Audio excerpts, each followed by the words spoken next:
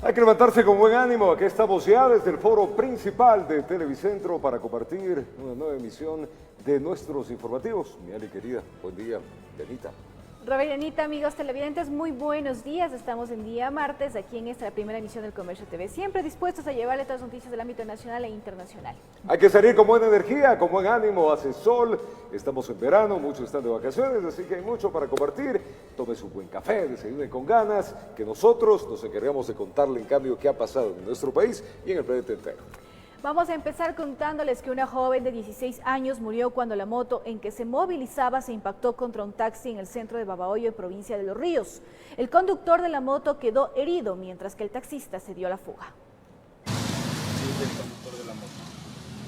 El accidente ocurrió en las calles Malecón y Barreiro, pleno centro de Babahoyo. En el sitio está la huella de la desgracia. La joven de 16 años quedó en el parqueadero de motos del Hospital Martín y Casa. Que usen, por favor, llamen la atención para que usen los cascos. Su familia, durante el velatorio de su cuerpo, mencionó que ella salió a conversar con unos amigos. Nos llaman y nos dicen que tuvo un accidente y que está muerta. La Policía Nacional y su unidad de accidentología se encuentran investigando el percance ocurrido entre un taxi federado y la moto en que viajaba la adolescente y su conductor, un joven de 28 años que se encuentra con pronóstico reservado, mientras que el taxista implicado está prófugo. Luego de ocurrido el accidente, se había retirado con el mismo vehículo del lugar de los hechos. Cámaras de videovigilancia aledañas al sector serían de mucha utilidad para la investigación de este accidente. Se podrá obtener los mismos, los cuales estarán bajo cadena de custodia y serán utilizados oportunamente en cada experticia que se vaya realizando. Mientras que en la Ciudadela 1 de diciembre hay consternación por la muerte de la menor que este año se recibiría como bachiller. Desde Los Ríos informó Odette Camacho. Tiempo de contarles que un autobús de transporte público se incendió en el sector de Miraflores, en el centro norte de la capital. Afortunadamente, todos los pasajeros que venían a bordo lograron evacuar este vehículo a tiempo. Los peritos del Cuerpo de Bomberos investigan las causas que originaron este siniestro. Miremos. Es el momento en que las llamas consumen por completo el bus de la cooperativa Juan Pablo II, que cubría la ruta Solanda-Las Casas. El incendio se registró en el sector de Miraflores, sobre la avenida Universitaria y Boyacá, centro norte de la capital. Según el relato del conductor, todo parecía aparentemente normal cuando inició su jornada de trabajo. Sin embargo, una explosión en la parte frontal del vehículo los alertó. Una cosa imprevista que no le podría explicar, porque paramos y empezó a salir candela del bus y a salir humo. Entonces ya no nos dio tiempo a hacer nada. El autobús aparentemente se encontraba lleno al momento del incidente. Afortunadamente, todos los pasajeros pudieron evacuar. Es que ahora pico de estudiantes que vienen y todo eso, entonces estaba el bus lleno ya. Entonces de ahí ya pues se avanzó a sacar los pasajeros. A la llegada del cuerpo de bomberos, el autobús ya se encontraba vacío, por lo que inmediatamente sofocaron las llamas. En el lugar se procede a hacer un ataque ofensivo para controlar las llamas del incendio vehicular y que este no se trastorne en un incendio estructural, ya que está cerca a las viviendas. Afortunadamente no se registraron personas heridas, solo daños materiales, pues además del bus que quedó completamente incinerado, varios cristales de una vivienda aledaña explotaron debido a las altas temperaturas. El dueño y los autoridades o directivos de la cooperativa se comprometieron en arreglar lo que está hecho. Parte del asfalto y un colector también sufrieron daños debido al intenso calor que generaron las llamas.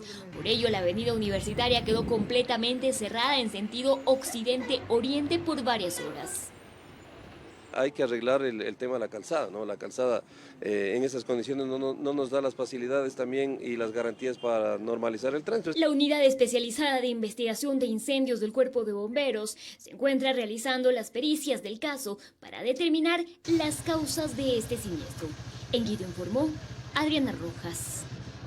Un niño de 3 años que se encontraba desaparecido fue encontrado muerto. Según las autoridades, el menor habría sido asesinado. Al momento, el presunto autor del crimen se encuentra detenido.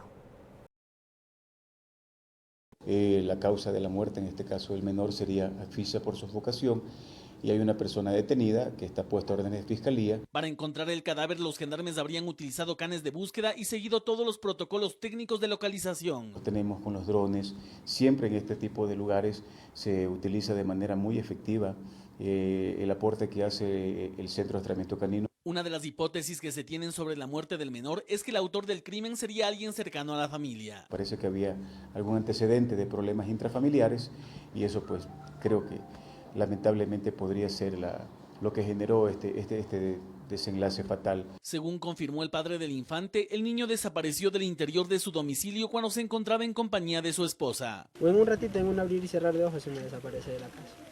En eso cojo y voy a buscarlo, voy a la Merced a pedir ayuda a los señores policías y ninguno me supo colaborar porque no tenían patrullero para servirme. La noticia del asesinato del menor ha consternado a la comunidad de Magací y a los familiares de la víctima que piden justicia. Totalmente consternados, de hecho pedazos. Nosotros la novedad, la noticia, pensábamos encontrarlo vivo, ahora lo encontramos en calidad de cadáver. El niño fue registrado como desaparecido el pasado 21 de julio y tras el actuar policial se pudo detener al presunto sospechoso dentro del tiempo previsto de la flagrancia, informó Javier Rosero. Tiempo de contarles que una persona se encuentra desaparecida tras el desbordamiento de los ríos en Napo. Las autoridades continúan con la búsqueda y la evaluación de los daños que deja el temporal. Miremos. El desbordamiento de los ríos en la provincia de Napo deja como resultado daños materiales que son cuantificados, decenas de familias damnificadas y una persona desaparecida. Según tengo entendido que él estaba con la atarraya y en ese momento vino la creciente y lo arrastró con toda la red en la mano. Las operaciones de búsqueda empezaron utilizando botes de goma para surcar las aguas de estos ríos. El desaparecido, identificado como Pedro Andy Tapui, de 40 años de edad, es oriundo de la comunidad Serena, parroquia Talac, al oeste de Tena. Nosotros podemos colaborar con el cuerpo de bomberos en la búsqueda del ciudadano desaparecido el día de ayer. Decenas de viviendas ubicadas en 3 parroquias de Tena resultaron afectadas en su estructura. La evaluación de los daños continúa. Las autoridades ayuden, aunque sea a hacer algo aquí, ¿no? Lo que pasó, más por mi cuñado que perdió todo. Los motores, prácticamente como son maquinarias pesadas, no pudimos sacarlas a tiempo y se mojaron. El desbordamiento de los afluentes también afectó cientos de hectáreas de productos de la zona cultivados en la chacra. Para la mayoría de familias damnificadas, esto era el mayor sustento económico que tenían. Ve, mi tierra también como al lado de la casita como está derrumbando. Ve, así está. Sí, bajo el agua todo está. Nos quedamos sin nada, es el sustento de la familia. Las autoridades continúan con la evaluación de los daños que deja este evento natural. En Napo informó Natalia Aguas. Y a consecuencia de las fuertes lluvias, varios derrumbes se registraron en la vía Baños-Puyo que comunica a la Sierra Centro con la Amazonía. Un vehículo pudo ser sacado segundos antes del talud. Los aguaceros del fin de semana saturaron los taludes de la montaña que atraviesa la vía Baños-Puyo, lo que provocó que se registren varios derrumbes de agua, lodo, piedras y vegetación sobre la carretera. En el sector de El Manto de la Novia, cerca de Baños, un automóvil que transitaba por ese sector pudo ser sacado del sitio donde cayó un alud de manera intempestiva, pocos segundos antes, lo que evitó que sea enterrado bajo los escombros, como se captó en videos aficionados por parte de personas que estaban en el lugar sin poder pasar. Esos deslaves fueron una parte de otros que se replicaron a lo largo de esta importante vía que comunica al centro de la Amazonía con el centro del país. Fue necesario la movilización inmediata de maquinaria pesada para desalojar el material derrumbado. Hay algunos derrumbos por la temporada invernal. Estos cierres que obligan a la suspensión del tráfico vehicular crea problemas a las personas en tránsito. Estoy desde las 9 de la mañana. ¿Sin poder pasar? Sí, sin poder viajar hacia el oriente. Los trabajos de limpieza en el Manto de la Novia, por la cantidad de lodo y piedras caídas, se prolongaron hasta la tarde de este lunes. Informó Carmita Argotti. En 2 operativos realizados en Santo Domingo se decomisaron casi 10 toneladas de precursor químico que al parecer iba a ser usado en la elaboración de cocaína. 4 personas ya fueron detenidas. Veamos. Casi 10 toneladas de cloruro de calcio fueron decomisadas en Santo Domingo durante los operativos Orión 1 y 2, realizados por la Unidad de Químicos de la Dirección Nacional Antinarcóticos. Con la incautación de aproximadamente estas 10 toneladas, se puede procesar aproximadamente 40 toneladas de clorhidrato de cocaína. Este precursor químico usado para la elaboración de cocaína habría ingresado desde Perú y su destino era aparentemente Colombia. Nosotros tratamos de ubicar a todo el eslabón del narcotráfico, que es el acopio, el transporte, la producción. El éxito sería identificar al mayor número de personas de la organización para poder desarticular organizaciones. En el primer operativo el químico era transportado en un camión y estaba camuflado con alimentos. Transportaba aproximadamente 4 toneladas, 850 kilogramos. Este cloruro de calcio sirve para quitar las impurezas de lo que ya viene a ser el último proceso en la elaboración de la droga. En el segundo caso, se allanó una bodega. Es una procesadora de otros insumos que aparentemente recibían mucha carga para esa actividad lícita y entre esas estaba acopiado este alcaloide allá, ¿no? Varias toneladas de precursores químicos han sido decomisados a nivel nacional. En lo que va del año, ustedes darán cuenta que nosotros vamos confiscando ya como precursores químicos alrededor de 102 toneladas, .474 kilos, que es bastante voluminoso. 4 personas fueron detenidas durante esos operativos. Desde Santo Domingo de los Áchilas, informó Gisela Moreira. Decomisan 354 paquetes de clorhidrato de cocaína dentro de un contenedor en el puerto marítimo de Guayaquil. La droga iba a ser trasladada hasta Europa. En lo que va del año ya se registra más de 6 toneladas de droga decomisadas al interior de los puertos de la ciudad. El golpe más reciente es el hallazgo de la sustancia sujeta a fiscalización, oculta entre cajas de banano de exportación. 6 sacos de yute de color negro en cuyo interior se encontraron 354 paquetes que se encontraban envueltos en una cinta de color verde, ¿sí? Y que tenían varios logotipos que luego de realizar la prueba preliminar de campo nos dio como resultado clorhidrato de cocaína.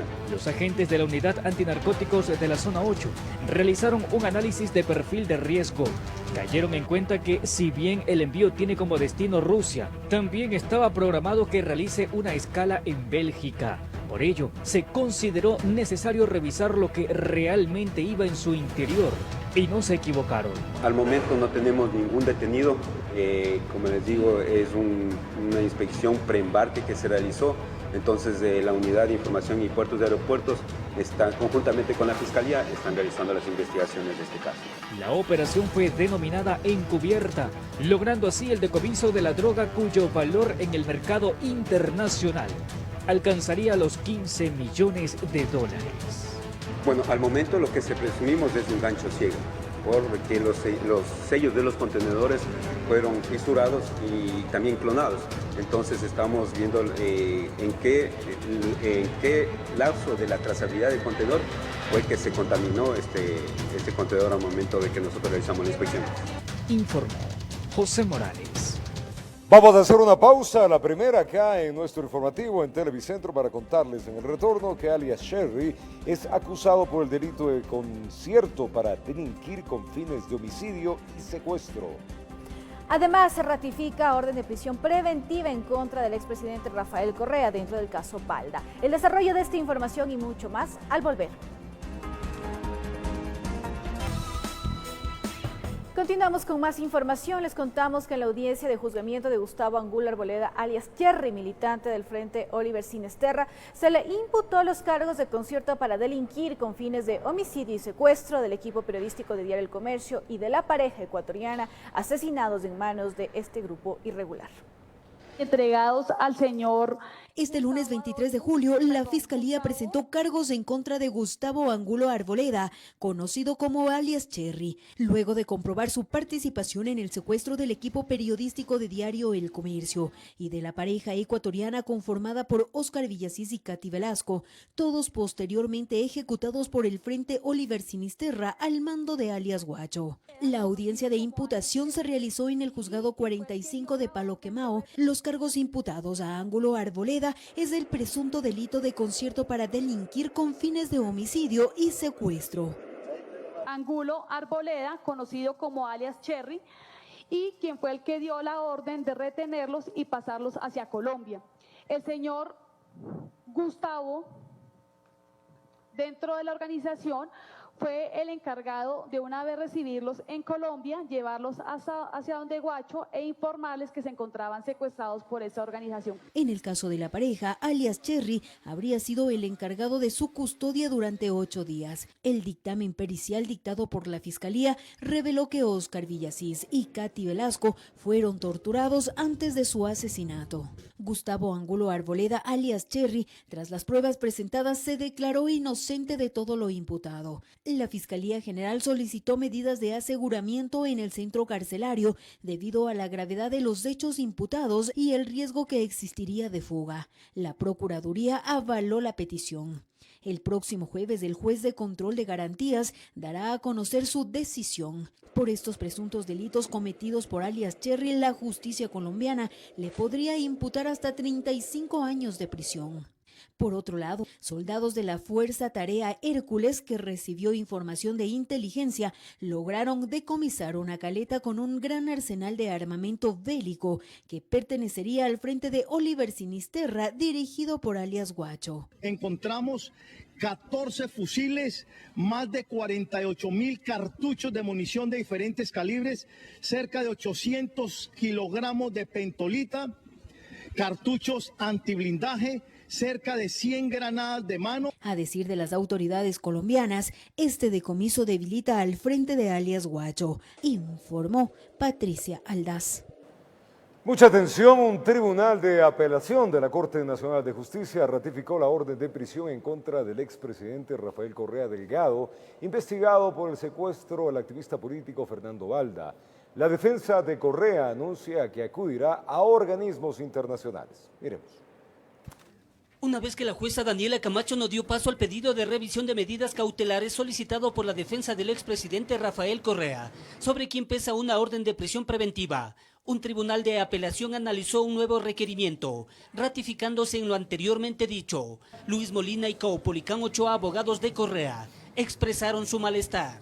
Lamentable porque aspirábamos que siendo un tribunal independiente, un tribunal imparcial, pudiera precisamente tomar en consideración esta necesidad, este estándar establecido dentro de los tratados internacionales de control de convencionalidad y desarrollado con la jurisprudencia, pero bueno, vemos básicamente que lo que hemos dicho en el transcurso de la instrucción fiscal nos llama la atención esta falta de objetividad dentro de la Administración de Justicia. Ir a cualquier Corte Interamericana, a la Corte Interamericana de los Derechos Humanos, al Comité Europeo de los Derechos Humanos, a cualquier otro tribunal internacional que bien podría, con más serenidad, con la perspectiva del tiempo y hasta de la distancia, observando solamente las cosas de su verdadera naturaleza, bien podría echar luz sobre el asunto que estamos debatiendo. Es así que Correa continúa con la orden de prisión que se dio, por incumplir la disposición de presentarse cada 15 días ante la autoridad competente. Felipe Rodríguez, abogado de Fernando Balda, criticó la estrategia que se está utilizando desde el lado de Correa. Realmente esto para nosotros es un abuso del derecho, traernos a una audiencia, quitarle el tiempo a la justicia en la cual los 3 jueces que integraban la sala penal de apelación en este caso no podían jurídicamente dictar otra decisión. Es decir, estaban atados de pies y manos por lo que dice la ley. Sin embargo, Rodríguez se muestra optimista y cree que esto lo único que da es legitimidad al proceso que se lleva adelante por el secuestro a Fernando Balda. La Interpol en este momento conozco que está ya en el proceso de verificación. Creo que esta audiencia a la final terminará teniendo una única importancia y es constatar ante los organismos internacionales, entre ellos la Interpol, una cosa, y es que hay 3 jueces adicionales, que no es únicamente la doctora Daniela Camacho, que han confirmado que en este caso sí procede la prisión preventiva. Es decir, ya son 4 jueces. Cumplida esta diligencia legal, la próxima semana será la audiencia preparatoria a juicio. Ahí se sabrá si Correa es procesado o no, informó Héctor Romero.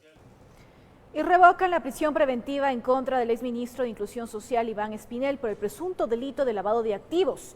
La jueza Paola Dávila ordenó en su lugar medidas sustitutivas. Espinel deberá presentarse periódicamente ante la autoridad, pues ha sido imposibilitado de salir del país y deberá aportar un grillete electrónico.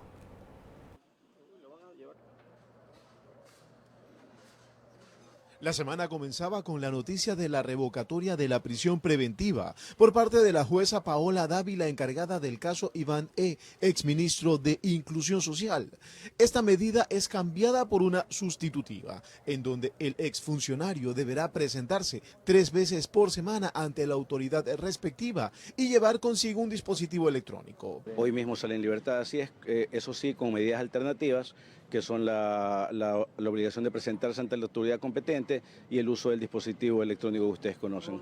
Son aproximadamente 3 meses los que ya han transcurrido tras su detención bajo el delito de peculado y lavado de activos, pero el proceso de investigación aún continúa. Hemos presentado todas las justificaciones hasta el último centavo de todo el dinero que se decía no justificado, que en ese entonces ascendía a aproximadamente $300.000, los cuales han sido ya justificados. Del Centro de Rehabilitación de Varones Zonal 8 salía en medio de familiares y custodiado por elementos de seguridad. Eso tiene que continuar, nosotros iremos a la audiencia preparatoria de juicio, la jueza tendrá que pronunciarse en el momento procesal oportuno y veamos pues si es que terminan allí los procesos o si llegamos a etapa de juicio. Informó Julio César Saona. Vamos a contarles que continúa la rendición de versiones en el caso del asesinato del excomandante general Jorge Gabela. Esta vez fueron llamados a la Fiscalía Lady Zúñiga, la ex ministra de Justicia, y María Fernanda Espinosa, ex canciller del Ecuador. Patricia Ochoa, viuda de Gabela, asegura que la investigación va por buen camino. Veamos. Fue el retraso en su llegada de 5 minutos que impidió que la diligencia se llevara a cabo. Se trataba de la declaración que debía brindar Lady Zúñiga, exministra de Justicia, a la Fiscalía por la investigación del asesinato del excomandante Jorge Gabela. Pedido que se fije lo antes posible, nuevo día y nueva hora para poder comparecer. Este era mi primer llamado y obviamente con todos los documentos de respaldo y sobre todo con toda la apertura de que se descubra la verdad, vendré nuevamente a Cali Fiscalía. Para Patricia Ochoa, viuda de Gabela, la exministra debe responder varias preguntas que podrían ser relevantes a la hora de determinar responsables en el caso. La pregunta que le haría es ¿cuántos informes o tercer productos hubieron? ¿Y por qué 2 conclusiones diferentes? Ahí es la razón. ¿Cuántos informes hicieron del caso Gabela con respecto a la investigación que hizo el perito Mesa? La ex canciller María Fernanda Espinosa también estuvo llamada a declarar. Ella lo hizo desde Nueva York a través del consulado de Ecuador en esa ciudad. Dice que sí habían los documentos sumidos del señor Alexis Mera. Es lo más importante que ha manifestado. En lo demás tuvo una amnesia total porque no recuerda de todo lo que supuestamente pasaba porque dice que ha enviado delegados. A decir de Ramiro Román, abogado de la familia Gabela, seguirán insistiendo porque las versiones de los convocados se efectúen, pues la revelación pública que realizó el exministro de Justicia Lenin Lara en la Asamblea Nacional, en donde aseguró que el tercer producto sí existe y que ratificaría que el asesinato de Gabela no fue resultado de la delincuencia común y en donde se señalarían nombres de autores, hace que la investigación tome otro rumbo. En los próximos días tenemos de algunos otros ministros hasta el 2 de agosto, por obvias razones. Considero yo que si la Fiscalía cree que debe llamarla para el día de mañana, lo puede hacer totalmente claro. En Quito informó Andrea Urbe. Y el exministro de Justicia, José Serrano, compareció ante la Comisión Legislativa que investiga el caso Gabela, en donde reconoció la existencia del tercer informe hecho por el perito Mesa y dijo que el expresidente Rafael Correa también lo conoció. En cerca de 13 minutos de los 30 que tenía para el uso de la palabra, José Serrano expuso su versión sobre su participación como ministro de Justicia en las investigaciones del caso Gabela en 2013, año en el que recibieron los 3 informes sobre el crimen del general. Según Serrano, hubo el llamado tercer producto y este llegó hasta la presidencia de la República. Luego del análisis de rigor de esos informes y sobre todo del último informe, una de nuestras recomendaciones fue efectivamente hacia el presidente de la República solicitarle que sea remitido dicho informe a la Fiscalía General del Estado. Y esta recomendación se da luego de que el informe arrojara irregularidades, como es el supuesto pago a un fiscal que investigaba el caso Gabela. Que iban desde el orden de algunos depósitos que había recibido el señor fiscal del caso, que al mismo tiempo coincidían con con retiros de dinero de la esposa o conviviente de una de las personas involucradas en la muerte del señor general. Esta información, según la viuda del general Gabela, no consta en el informe que se le entregó a la familia en su momento. Estos documentos de los depósitos no están en el informe que me entregaron a mí. O sea, para que ustedes se den cuenta, sí, que estamos hablando, no sé de qué informe está hablando el señor Serrano y qué informe me entregaron a mí. Pero sobre el caso Gabela y el rol del comité creado por el gobierno pasado, quedan aún muchas lagunas por aclarar. Por ejemplo, el rol que habría cumplido el ex jefe de inteligencia Pablo Romero, quien no pertenecía a dicho comité. ¿Cómo así el señor Pablo Romero estaba en esa reunión? Constaban los nombres y firmado en el acta del 30 de octubre del 2013. No recuerdo específicamente por qué el señor Romero estuvo presente en esa reunión. Es por eso que para la familia Gabela, estas comparecencias dejan más dudas que certezas. Informó Carolina Basante. Son las 7:23 de la mañana, 6:23 en Galápagos. 3 de los 4 exaltos funcionarios y legisladores que fueron llamados para rendir su versión respecto a una investigación abierta por presuntamente impedir la fiscalización en la Asamblea Nacional no llegaron hasta la Fiscalía General del Estado. Entre ellos se encuentra el expresidente de la Asamblea, Fernando Cordero, y claro, el fiscal los llamará nuevamente. Veamos. Fernando Cordero y Gabriela Rivadeneira, expresidentes de la Asamblea Nacional, y la actual asambleísta y presidenta de la Mesa de Fiscalización, María José Carrión, no acudieron a la Fiscalía para declarar en la investigación que se lleva a cabo por un supuesto impedimento de fiscalización en la Asamblea Nacional, denuncia que fue puesta hace aproximadamente 3 meses por la legisladora Ana Galarza de Creo. Entonces, eso tiene que investigar la justicia para que determine las responsabilidades, porque la corrupción, cuando tiene complicidades, son por acción u omisión. ¿Qué es la omisión? Dejar en la impunidad. Es que en enero y marzo pasado los ex legisladores Raúl Patiño y Miguel Carvajal, respectivamente, en una declaración pública, aseguraron que se les impidió fiscalizar en la década anterior. ¿Cómo enjuiciamos a esos desgraciados que todos sabemos que están robando en Petroecuador? De esos ministros que todos sabíamos que hacían las obras con sobreprecio. Y en la Asamblea no sabíamos qué hacer. ¿Por qué? Porque nos tenían prohibido fiscalizar. Lo que sufrimos, los que planteamos actos de fiscalización, fue persecución. Porque plantear actos de fiscalización casi también era traición. Quien sí acudió a la Fiscalía fue la asambleísta Silvia Salgado, expresidenta de la Comisión de Fiscalización en el periodo desde el 2009 al 2013. No obstante, aseguró que no fue compañera de Raúl Patiño ni de Miguel Carvajal y que no tenía nada que aportar en la diligencia. Igualmente, o sea, hay investigaciones y hay denuncias que lastimosamente traen un interés que es un show mediático. Y lo que se le olvida a ella es que ella fue presidenta de la Comisión de Fiscalización que archivó el juicio político para el exministro de Defensa, que fue el encargado de comprar los DRUP y que por esa denuncia asesinaron al general Gabela. Galarza, a través de su abogado Marcelo Dueña, solicitará una segunda comparecencia de las personas convocadas y dicen que de no presentarse, tomarán los recaudos necesarios. En Quito informó Andrea Orbe. Y el ministro de Finanzas acudió hasta la Asamblea para defender el veto presidencial a la ley productiva que busca reactivar la economía. En la comisión que analiza el tema hay varios puntos críticos que buscan resolver. Se espera que el informe quede listo esta misma semana.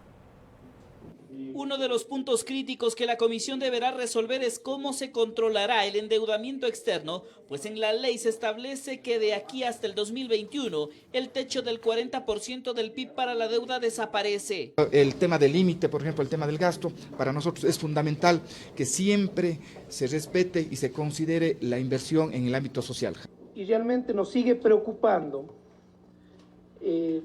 la discrecionalidad con que se deja abierto la posibilidad de seguirle endeudando al país. Comprendemos que llegar a un porcentaje de deuda del 40% antes del 2021 es bastante complejo. Ahí, por ejemplo, nos allanaríamos. El ministro afirma que este tema se resuelve con un plan macroeconómico que ponga en orden la economía del país, con mayor inversión privada, con reducción del tamaño del Estado y con mejores y eficientes niveles de inversión en el sector público. Pero una vez que ya se ha sobrepasado ese techo, este momento no se lo puede puede reducir de la noche a la mañana. Por eso es que las reglas apuntan a que haya un mecanismo de convergencia para retornar a ese 40%, y eso va a tomar tiempo.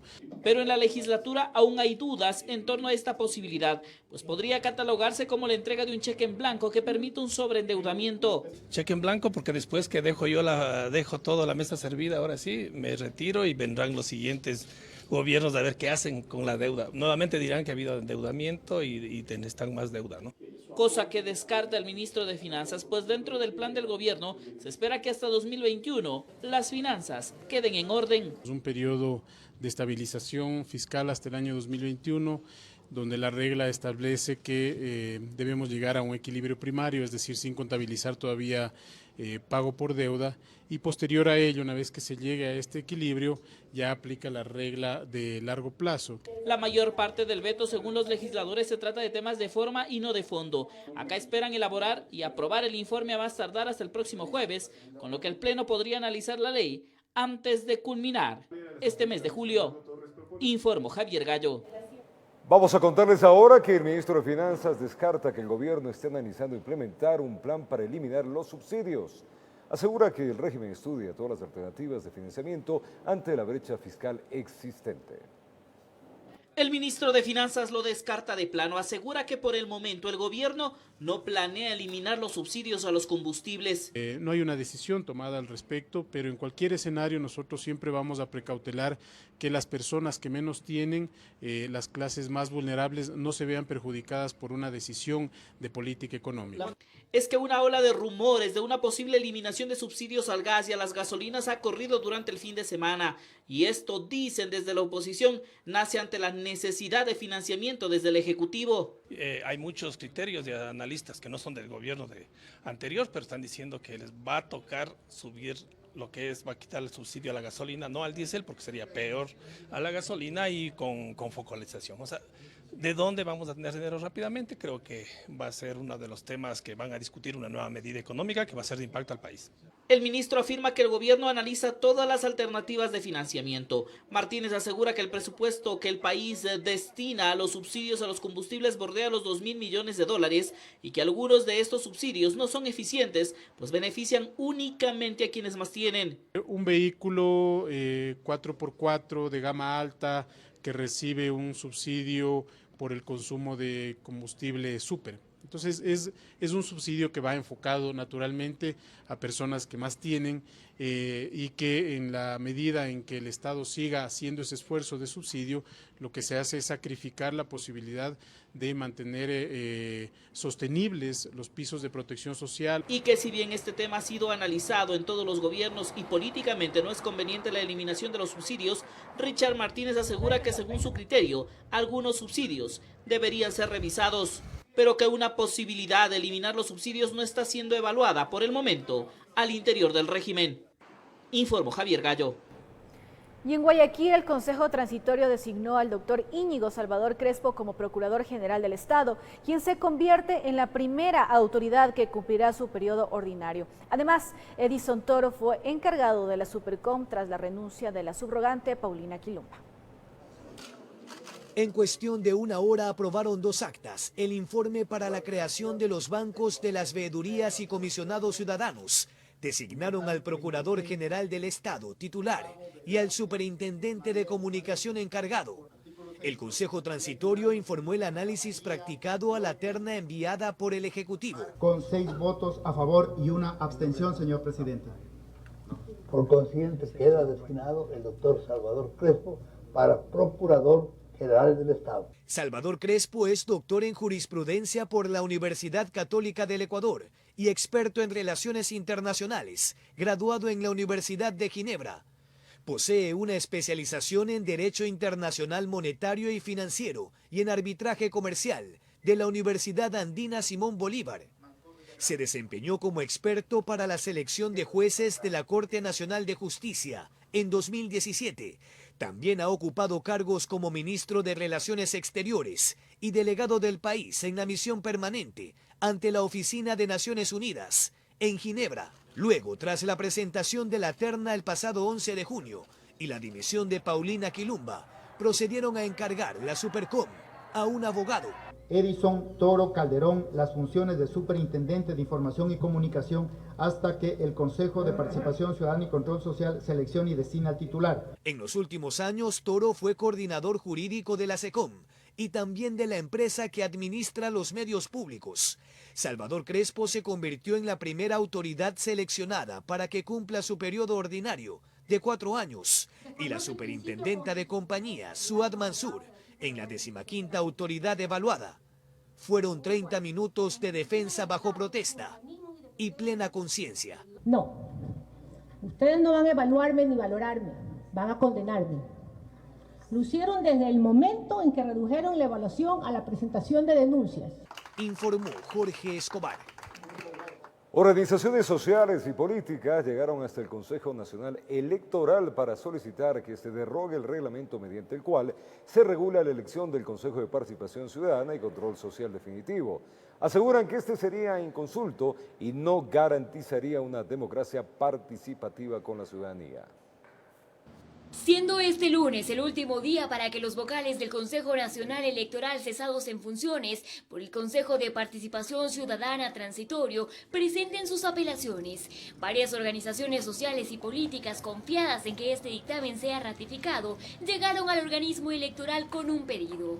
Ante el nuevo Consejo Nacional Electoral, les estamos solicitando que deroguen el instructivo mediante el cual se está haciendo una convocatoria pública a nivel nacional para que las personas se presenten como candidatos y candidatas a la elección del Consejo de Participación Ciudadana vía voto popular. Y es que denuncian que este instructivo elaborado por el Consejo Nacional Electoral presentaría inconstitucionalidades e ilegalidades que restringirían los derechos de participación. Por ejemplo, me refiero a ciertos requisitos que no constan en la Constitución, que no constan en la ley, certificaciones sobre haber participado en iniciativas ciudadanas, sobre haber hecho voluntariado, sobre haber hecho cantidad de actividades que muchas veces, como ya hemos constatado en los procesos anteriores, lo que sucede es que hasta se forjan documentos. Entonces, este instructivo ha sido hecho con el ánimo de favorecer a la gente de Alianza País. Aseguran que este reglamento, que fue aprobado en su momento por la Asamblea Nacional,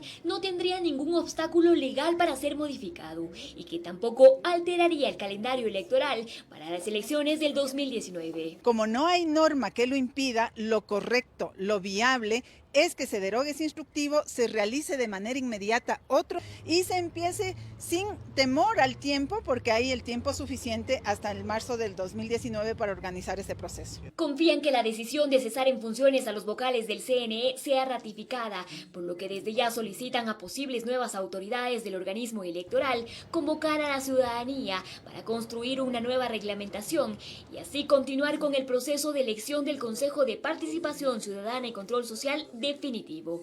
En Quito informó Adriana Rojas. La primera cumbre global sobre discapacidades en donde participa el presidente de la República, Lenín Moreno, inició este día lunes. En este evento que se desarrolla en Londres, Inglaterra, la relatora especial de la ONU resaltó el trabajo del primer mandatario ecuatoriano en favor de las personas con discapacidad. Acompañado de su esposa Rocío González e Isabel Maldonado, secretaria técnica del Plan Toda una Vida, el presidente Lenín Moreno participa de la primera cumbre global sobre discapacidades. Durante este lunes, en el inicio oficial de la primera cumbre global sobre discapacidades, la relatora especial de la ONU sobre los derechos de personas con discapacidad, Catalina de Bandas, señaló la importancia que desde el más alto nivel de gobierno se visibilice las limitaciones de este grupo poblacional. Según información oficial, se conoce que en esta primera cumbre a escala mundial se discutirá los desafíos que enfrentan los países para la implementación de la Convención sobre los Derechos de las Personas con Discapacidad. Informó Javier Rosero. Son las 7 de la mañana y 36 minutos. Gracias por acompañarnos acá en la primera entrega de El Comercio TV. La temperatura en la ciudad de Quito a esta hora estamos en 7 grados centígrados. Hace pocas horas el presidente de la República, Lenín Moreno, participó en la primera cumbre global de discapacidades que se realiza en Londres.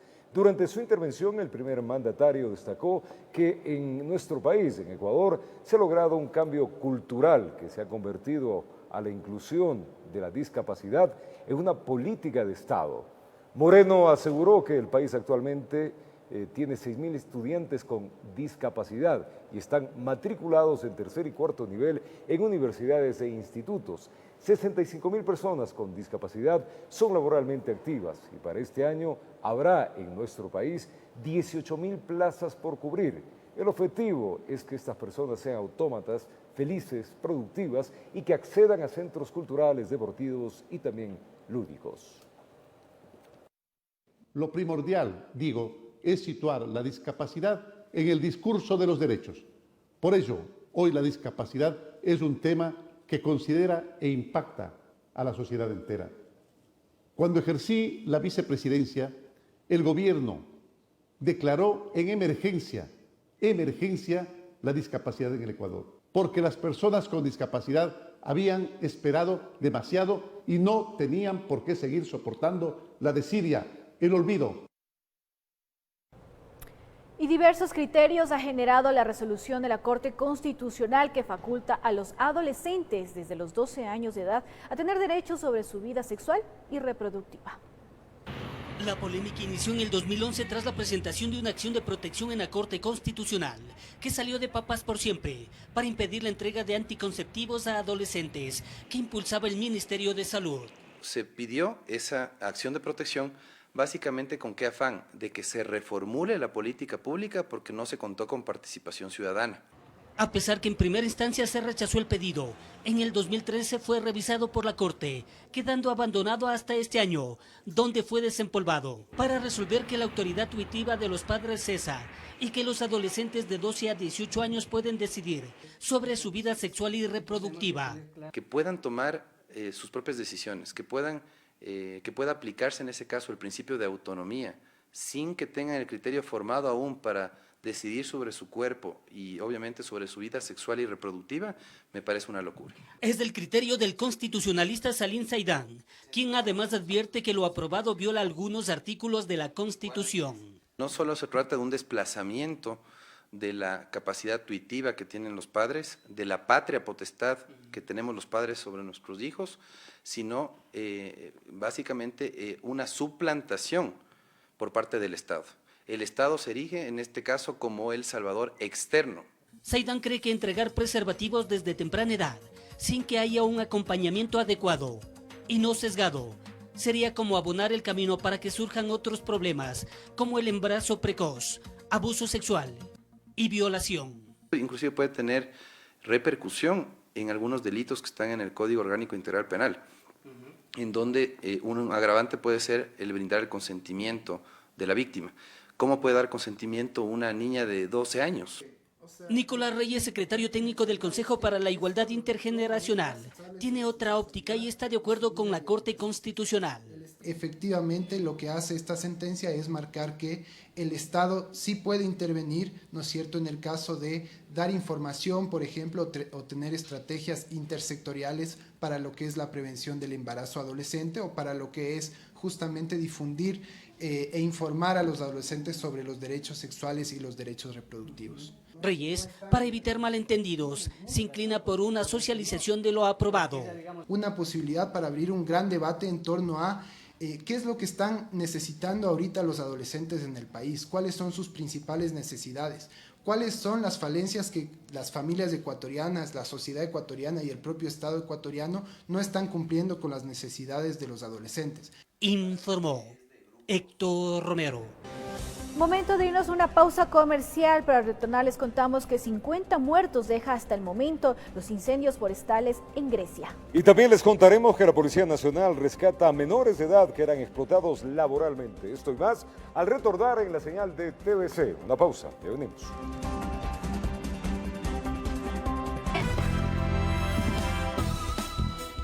Gracias por acompañarnos. La Policía Nacional rescató a varios menores de edad que al parecer eran explotados laboralmente. El operativo se efectuó en la madrugada de este día martes en un populoso sector del noroeste de Guayaquil. Veamos.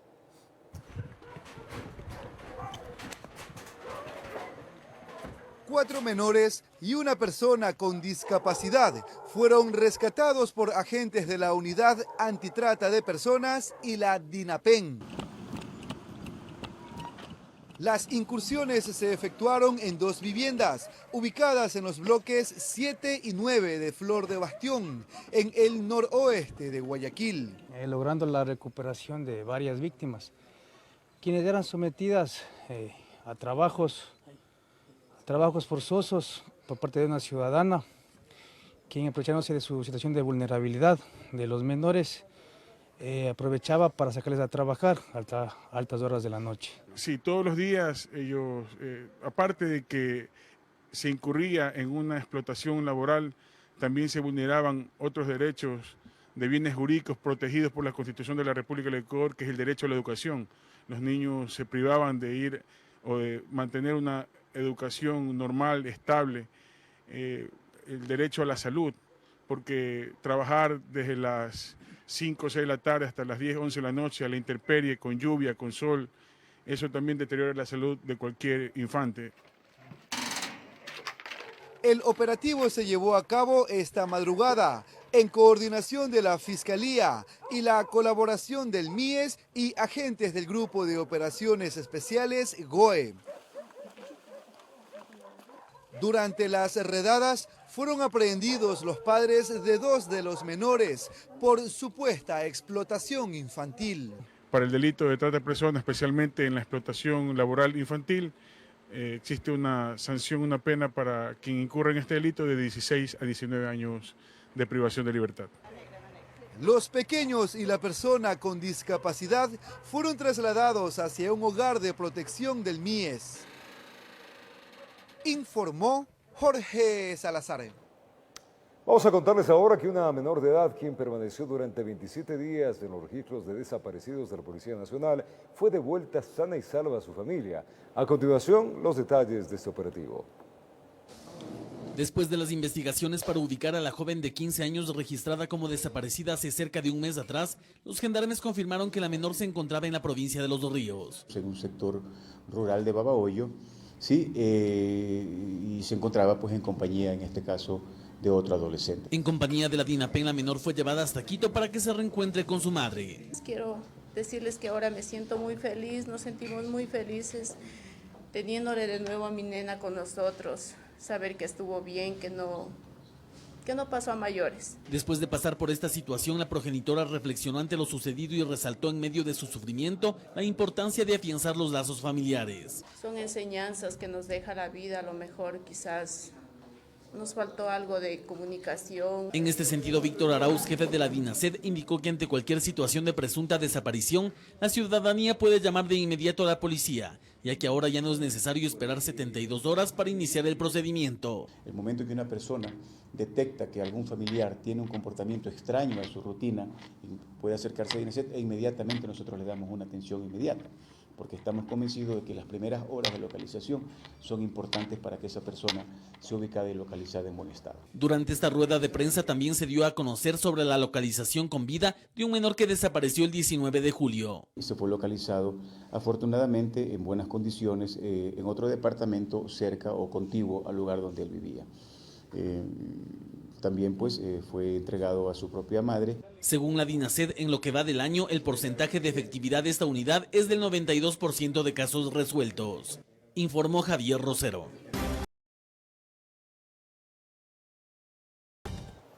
Vamos a contarles que los habitantes de la comunidad indígena Chigua de Parcaracu, en el interior de la selva de Pastaza, estuvieron al presidente del gobierno parroquial de Sarayacu, Mario Santi. Ellos reclaman los pagos correspondientes por las obras realizadas. Veamos de qué se trata. Desde el pasado jueves, habitantes de la comunidad quichua de Pacayacu retienen al presidente del gobierno parroquial de Sarayacu, Mario Santi. Esta pequeña población está ubicada en el interior de Pastaza, en la cuenca del río Bobonaza, y de este hecho se conoció solo el pasado viernes, al caer la tarde. Nos pudimos comunicar con él, dice que está retenido, está con guardias, está en una habitación. La medida extrema sería para presionar el pago de unos $12,000 que adeuda un contratista del GAD parroquial desde hace cerca de 7 meses a unas 40 personas de esa comunidad que trabajaron en la construcción de una obra sanitaria. Ellos cargaron carga de materiales, piedra, cemento de aquí de Chaloyacu a Pacayacu. Sobre esta retención fue el propio Mario Santi quien en contacto de voz vía internet la confirmó. Si es que él no viene a pagar, yo seguiré aquí. Si es que él no viene, él tiene que venir con dinero a cancelar la deuda que tiene por los trabajos que ha hecho la gente. Eso es importante, si no, yo no saldría. Se aclaró que la institución pagó por la obra, no así quien la ejecutó. Sin embargo, su liberación está condicionada al pago total a los acreedores, informó Carmita Ergotti. Y en la Corte de Justicia de la ciudad de Cuenca se llevó a cabo la audiencia de apelación en la acción de protección de medidas cautelares en el caso de la explotación minera en Río Blanco. En los exteriores, la policía evitó enfrentamientos entre ciudadanos que están a favor y en contra. Mientras en las afueras del Palacio de Justicia de la capital Azuaya, los opositores a la minería en las zonas del Río Blanco y promineros gritaban sus consignas interesadas a sus posiciones, en el interior del edificio judicial se llevaba a cabo la audiencia de apelación en la acción de protección y medidas cautelares, en las que participaron como apelantes el Ministerio de Minas y la Procuraduría General del Estado. La realización de un proyecto. Esta audiencia es parte de una medida cautelar con acción de protección que presentó la Coordinadora Andina de Organizaciones Indígenas de la Ecuarunari, FOA y la Comunidad de Río Blanco, cuyo juez que conoció el caso dictó sentencia mandando a suspender las actividades del proyecto minero, declaró la violación del derecho a la consulta previa, libre e informada, dispuso la desmilitarización de la zona y encargó la vigilancia a la Defensoría del Pueblo. El tribunal escuchó a las partes. Por favor, observar el procedimiento que permita, sobre todo a los cuencanos, defender lo nuestro, nuestra agua de Cuenca. La política pública prominera pretende una minería que sea socialmente responsable, ambientalmente sustentable y económicamente rentable. Por ende, lo que pretendemos al hacer actividad minera es precisamente un cuidado irrestricto de los derechos de la naturaleza. Luego de oír a los intervenientes, el Tribunal de Jueces Constitucionales de la Sala de lo Civil y Mercantil de la SUAY manifestó que la resolución se dará a conocer en el plazo de 8 días. El 99.9% la sentencia va a ser confirmada por este nuevo tribunal. ¿Por qué, doctor? Se ha demostrado hasta la saciedad que no hubo consulta previa. Se ha demostrado que hubo un fraude procesal, confundieron socialización con consulta previa. Dicen que no hay poblaciones indígenas en Molleturo, hemos demostrado las escrituras públicas que sí los hay. Que en justicia y que se dicte una sentencia que sea totalmente imparcial y que consagre los principios constitucionales que estamos defendiendo. Informó desde la ciudad de Cuenca, Francisco Ramírez.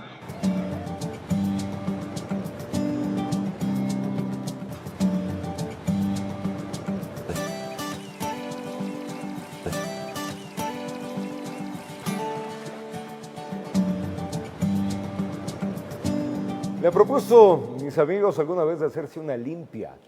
Sí, piénselo.